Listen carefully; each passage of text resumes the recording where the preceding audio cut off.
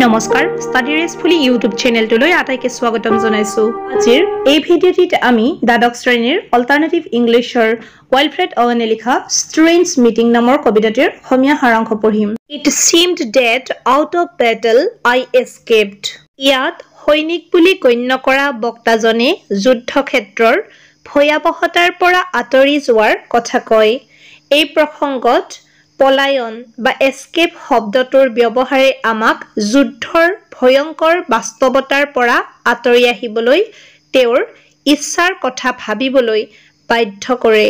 Next, down some profound dull tunnel long since scooped through granites which titanic wars had groined.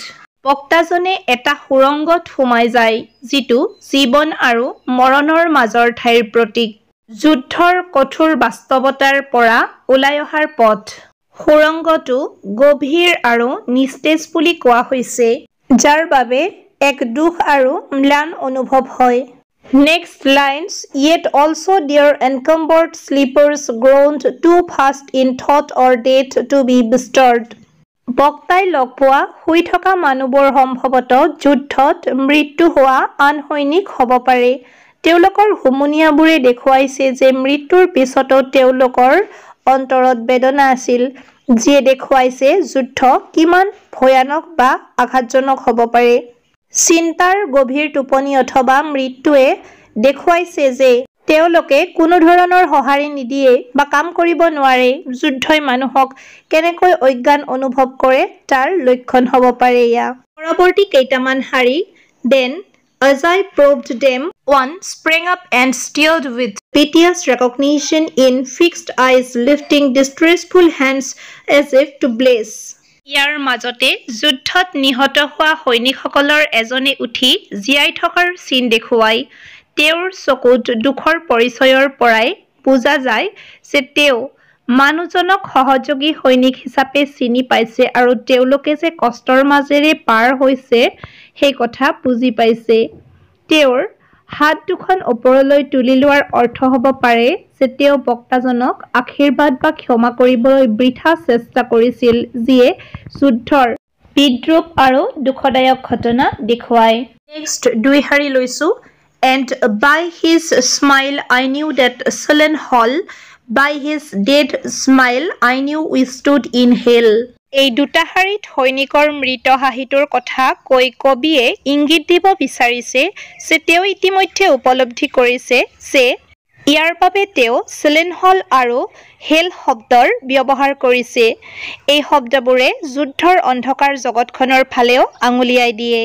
মৰমৰ ছাত্ৰ ছাত্ৰীসকল, আকৌ next তিনি শাৰী লৈছো, With 1,000 fears that vision's face was grained, yet no blood reached there from the upper ground, and no guns thumped or down the flues made moan. এই শাৰীবোৰে আমাক কয় যে সৈনিকজনৰ মুখত তেজ, বন্দুক বা হুমুনিয়াৰ দৰে যুদ্ধৰ কোনো চিন নাছিল, কিন্তু তেওঁৰ মুখত দেখা গৈছে হাজাৰ হাজাৰ ভয়। ইয়াৰ পৰা দেখা যায় যে যুদ্ধই কেৱল মানুহক শাৰীৰিকভাৱে আঘাত নিদিয়ে, ইয়াৰ ফলত গভীৰ মানসিক প্ৰভাৱো পৰে। Next few lines, Strange friend, I said, here is no cause to mourn. None said that others saved the undone years. The hopelessness, whatever hope is yours, was my life also. I went hunting wild. ইয়াত কোৱা হৈছে যে বক্তাই মৃত সৈনিকজনক বন্ধু বুলি অভিহিত কৰিছিল, কাৰণ তেওঁলোকৰ অভিজ্ঞতাও একেধৰণৰ আছিল। মৃত্যুৰ সময়ত মানুহে সন্মুখীন হোৱা অদ্ভুত বন্ধনো একেধৰণৰ আছিল। সৈনিকজনে কয় যে তেওঁৰ মৃত্যুৰ কোনো আক্ষেপ নাই, কিন্তু যুদ্ধৰ ফলত সৃষ্টি হোৱা হতাশা আৰু জীয়াই থাকিব নোৱাৰা বছৰবোৰৰ বাবে তেওঁৰ মনত দুখ লাগিল। ইয়াৰ পৰা বুজা যায় যে যুদ্ধৰ ফলত এজনে কেনেকৈ নিজৰ ক্ষমতা আৰু আশা হেৰুৱাই পেলায়। নেক্সট কেইটামান শাৰী পঢ়ি দিছো, After the wildest beauty in the world, which lies not calm in eyes or braided hair, but mocks the steady running of the hour, and if it grieves richlier than hair.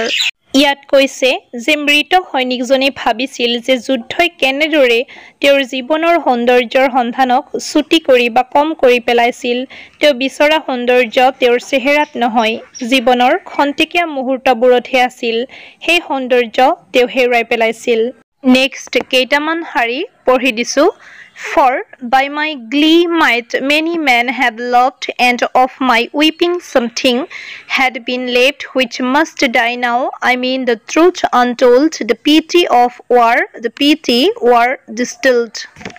মৰমৰ ছাত্ৰ-ছাত্ৰীসকল ইয়াত কবিয়ে এজন সৈনিকৰ মৃত্যুৰ ফলত সৃষ্টি হোৱা সুখ দুখৰ বিষয়ে নিজৰ চিন্তা চৰ্চা প্ৰকাশ কৰিছে তেওঁ অকথিত সত্য অৰ্থাৎ Truth Untoldৰ কথা কয় যিটো যুদ্ধৰ প্ৰকৃত অৰ্থ আৰু ই হৈছে প্ৰায়ে লুকাই থকা দুখ কষ্টৰ কথা নেক্সট কেইটামান শাৰী পঢ়ি দিছো Now men will go content with what we spoiled or discontent boil bloody and be spilled they will be swift with the swiftness of the tigress none will break ranks though nations trek from progress ইয়াত কোৱা হৈছে যে সৈনিকজনৰ যুদ্ধ হোৱা বাবে অতিশয় খং আৰু হতাশ হৈছে লগতে তেওঁ কয় যে যুদ্ধৰ ফলাফল যিয়েই নহওক কিয় মানুহ যুদ্ধলৈ গৈ থাকিব টাইগ্ৰেছ শব্দটোৰ অৰ্থ হ'ল যুদ্ধ হৈছে হিংস্ৰ জন্তুৰ দৰে আৰু নেশ্যনছ ট্ৰেক ফ্ৰম প্ৰগ্ৰেছ বাক্যাংশটোৰ অৰ্থ হ'ল যুদ্ধই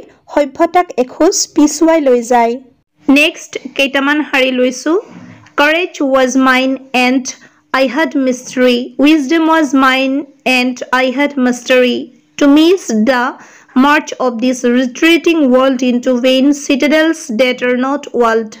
সৈনিকজনে নিজৰ বীৰত্ব আৰু বুদ্ধিমত্তাৰ কথা চিন্তা কৰে যিবোৰ তেওঁৰ মৃত্যুৰ পিছত এতিয়া অৰ্থহীন হৈ পৰিছে তেওঁ vein Citadel that are not walled বাক্যাংশটোৰে সম্ভৱতঃ অৰ্থহীন মতানৈক্য আৰু যুদ্ধৰ লগত অহা ভুৱা নিৰাপত্তাবোধক বুজাব বিচাৰিছে এই সকলোবোৰে যুদ্ধৰ চূড়ান্ত অসাৰতা বা মিনিংলেছনেছ আৰু প্ৰতাৰণাক বুজাইছে নেক্সট কেইটামান শাৰী লৈছো Then when much blood had clogged their chariot wheels I would go up and wash them from sweet wells even with truths that lie too deep for taint I would have poured my spirit without stint সৈনিকজনে কয় যে তেওঁ যুদ্ধৰ প্ৰভাৱবোৰ মচি পেলাব বিচাৰে আৰু মৃতদেহৰ তলত পুতি থোৱা নিকা সত্যবোৰ বিচাৰি উলিয়াব বিচাৰে এয়াই তেওঁৰ পবিত্ৰতা আৰু সত্যৰ আকাংক্ষা যিটো অসত্যতা আৰু যুদ্ধৰ ফলত হোৱা ধ্বংসৰ পৰা পৃথক বা বেলেগ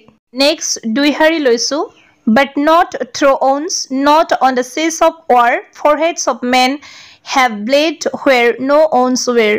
ইয়াত কোৱা হৈছে যে যুদ্ধত পোৱা আঘাতে তাৰ সৎ ব্যৱহাৰ কৰাৰ পৰিৱৰ্তে সাহস কাঢ়ি লৈ যোৱাত সৈনিকজনৰ দুখ লাগে Men's foreheads have bled where there were no wounds বাক্যাংশটোৱে যুদ্ধৰ ফলত হোৱা মানসিক ক্ষতিৰ বিষয়ে স্পষ্টকৈ বৰ্ণনা কৰিছে ই যথেষ্ট গভীৰ আছিল আৰু যিকোনো শাৰীৰিক আঘাতৰ দৰে দুখজনক আছিল কবিতাটোৰ শেষৰ কেইটা শাৰী পঢ়ি দিছো I am the enemy you killed my friend I knew you in this dark for so you frowned yesterday through me as you jabbed and killed I parried but my hands were loath and cold let us sleep now কবিতাটোৰ শেষৰ খণ্ডটোত আমি বক্তাৰ পৰা জানিব পাৰো যে মৃত্যু হোৱা ব্যক্তিজনৰ ফালৰ পৰা কোনো শত্ৰুতা নাই যদিও তেওঁলোকে বেলেগ বেলেগ পক্ষত আছিল যেন যুদ্ধই তেওঁৰ যি খং আৰু হিংসা আছিল সেয়া সকলো খৰাক কৰি পেলাইছে